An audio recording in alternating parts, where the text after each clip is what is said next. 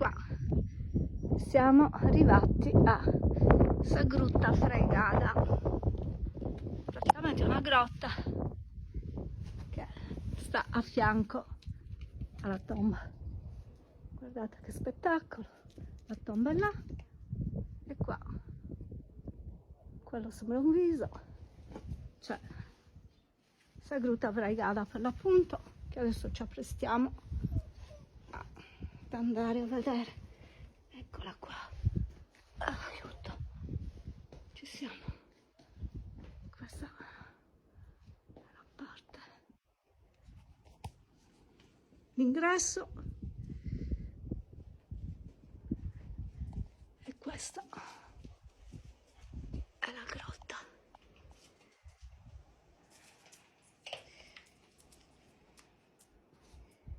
Ecco, andiamo e vediamo la parte esterna della grotta. Senti un po' qua, sembrano esserci anche qua delle coppelle, magari in epoca preistorica questa grotta è stata utilizzata dall'uomo, non lo so, però vedete, sembrano esserci delle cose qua, anche qua.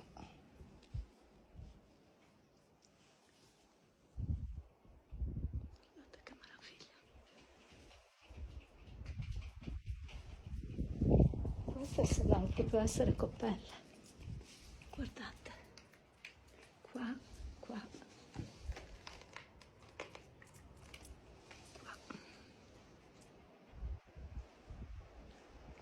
e qua si va verso l'esterno. Poi verso quella parte, verso la sinistra della tomba, ci dovrebbe essere anche un protomurale che poi andiamo a cercare. E qua, questa è la parte, quello che si vede dalla parte esterna della grotta.